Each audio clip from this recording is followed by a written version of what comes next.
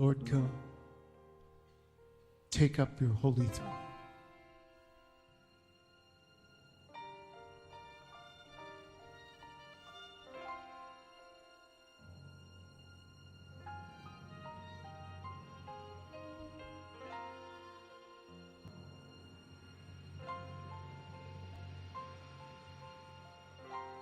Olá, queridos, amados de Nova Aliança, do grupo Mensagens do Pastor, do Púlpito, queridos e amados irmãos do canal do YouTube, muito bom dia, segunda-feira, começando a semana, quero desejar a você uma semana abençoadíssima, que a graça, o amor de Cristo esteja em teu coração, na tua casa, na tua família, que haja paz. Amém, queridos?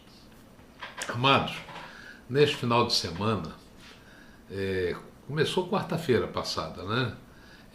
Foi maravilhoso. Eu tive a honra, o prazer de participar da Semana Jovem, né? O Congresso Jovem da minha igreja, que juntou os departamentos de adolescentes e jovens, né? Foi algo assim maravilhoso, né? Foram ministrações feitas pelos adolescentes, feitas pelos jovens, começou na quarta-feira, como eu disse, né? Foi até ontem, e os temas foram dos adolescentes, Atalaias de Cristo, baseado em Ezequiel 3,17, e dos jovens, a urgência da missão, baseado em João 9, né? Respectivamente. Olha, foi algo realmente empolgante, né? Ver os adolescentes, os jovens ministrando louvores, peças, a palavra de Deus assim de uma forma que me empolgou, madura, sabe, com profundidade. Isso ficou na minha mente. E uma das coisas que foi dita, né, entre tantas, é que a chama deve arder constantemente sobre o altar. Nós devemos manter, isso tem um significado profundo, né? Então, mantendo a chama acesa da urgência da missão e desejando ser, né, um atalaia de Cristo, hoje de manhã, ainda pensando em todo o evento, eu abri aqui no Evangelho de Mateus 9 e meditei um pouquinho, né, em tudo que foi falado nesse Congresso Jovem, né? Eu vi aqui no Evangelho de Mateus que Jesus, ele percorria todas as cidades e povoados, anunciando, né, o reino de Deus, anunciando o Evangelho. E a missão, ela não era limitada ou destinada a um público específico, né? Jesus prestava atenção às multidões, né? Não apenas aos grupos que o seguiam, né, mas o grande número de pessoas. E ele notou, né, como as cidades e aldeias eram assim um formigueiro de almas, né, como eram povoadas, densas, né, e ele observava a abundância dessas pessoas que havia em cada sinagoga, nas redondezas, nos portões, né, e eram locais de grande ajuntamento na época, né. E quando ele percebeu aquilo, o Mateus, ele descreve que Jesus sentiu compaixão, né? Ele se preocupou com as pessoas. E Mateus relata que essa compaixão para aquela gente, né, não era uma coisa transitória, né? Não era uma coisa que ele sentia assim e logo em seguida esquecia disso, não. É uma compaixão gerada por um amor celestial, por um amor que veio do Pai. Ele compadeceu, por exemplo, de ver aquelas pessoas desgarradas, errantes, né, a um ponto de serem destruídas, levadas à morte eterna por falta de visão, por falta de discernimento. E no desamparo daquelas multidões, o que Jesus viu? Ele viu a oportunidade, né, para a proclamação do reino. E Jesus olhou e viu que ninguém estava enxergando, nem escribas, nem fariseus, né? E tampouco os seus discípulos também não, né? Eles não perceberam, os próprios discípulos não perceberam que aquelas pessoas estavam aflitas, desamparadas, né? Como ovelhas sem pastor, como está descrito na palavra em Mateus 9, né? Talvez seja isso, amados, que esteja faltando. Levantar a cabeça, né? Olhar com atenção ao nosso redor. Motivos para evangelizar não faltam, né? O que falta é a coragem para olhar para esses motivos, né? Para essas pessoas. Falta-nos compaixão pelas almas. Algo que Jesus ele tinha em abundância, né? Então, queridos, foi esse o sentimento, né, que trouxe Jesus do céu para a terra e o levou à cruz, né? Isso é importante que nós observemos. A aflição, ela é o objeto da compaixão, e a aflição das almas pecaminosas e autodestrutivas, né, é a maior de todas. Cristo ele se compadece, né, daqueles que têm menos compaixão de si mesmos, né? Então, corroborando, amados, com a mensagem do Congresso Jovem, eu não tinha como trazer outra mensagem. Nós também devemos proceder assim, né?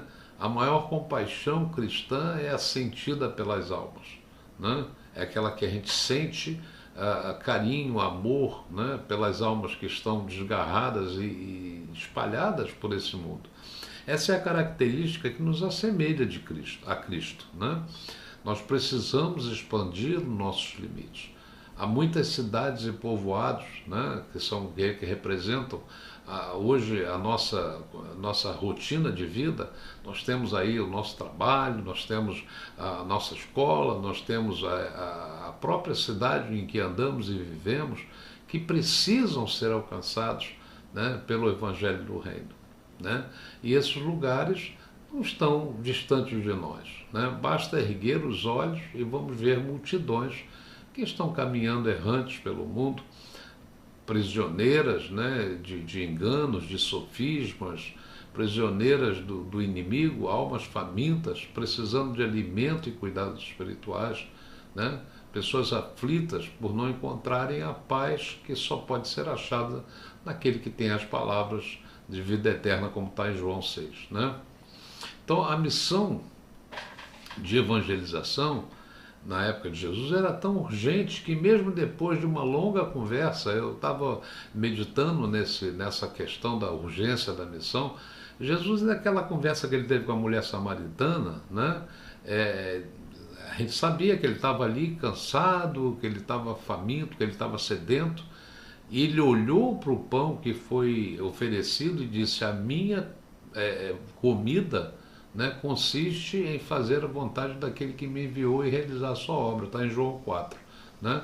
Então, urgência nenhuma estava acima do que expandir o reino de Deus e levar vidas à salvação. Né?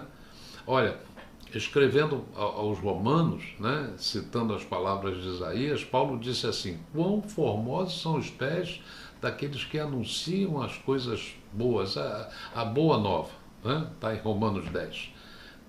Coisas boas, né? O que o apóstolo estava querendo dizer com isso? Se refere à mensagem da palavra de Deus, a mensagem que ele acreditava ser poderosa para salvar, e a todos, tanto judeus como gregos ou gentios, né? E essa mensagem continua salvando todo aquele que invocar o nome do Senhor. Está lá em Romanos, na continuidade, né? Ele também diz que como crerão naquele de quem nada ouviram, né? E como ouvirão se não há quem pregue, né? Então, estas últimas palavras, amados, nos levam a acordar, talvez, de um sono, né? A despertar para a urgência de evangelização. A nossa missão é urgente. Então, a igreja que não ceifa almas para o céu, né, entrega ao inimigo de graça, né, para que ele possa ceifá-la para o inferno. Vamos pensar nisso, né? Vamos manter essa chama acesa e vamos fazer a vontade do nosso Pai que está nos céus, que é pregar o Evangelho e levar as boas novas a todas as criaturas. Amém? É a mensagem que está acesa, a chama está acesa, está ardendo, ficou ardendo, e mesmo com essa idade que eu tenho, né, ministério antigo, eu aprendi muito, né, nesses 5 dias, 4 dias praticamente, nesse congresso jovem, né? E que você possa também ter aceso a essa chama, que você possa se voluntariar, que você possa buscar, né, na medida das oportunidades que tem, levar a palavra de salvação, dizer que Jesus ele ama, que Jesus ele salva, que Jesus ele é a paz que nós precisamos, né?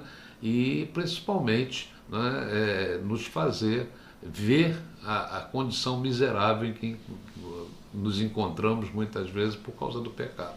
Arrepender-nos dele, confessar e viver uma vida abundante, né? De graça na presença do Senhor. Amém? Que a chama arda constantemente sobre o altar. Deus te abençoe, Deus te renove. Um beijo no teu coração. Até amanhã, em nome do Senhor Jesus. Olha, compartilhe essa mensagem, né? Dê um toque no sininho, inscreva-se nesse canal. Eu estou querendo estar todos os dias com você na medida do possível também, né? E que Deus te dê esse toque especial nesta manhã no teu coração. Amém? Fica com Deus. Até amanhã, amados, em nome do Senhor Jesus.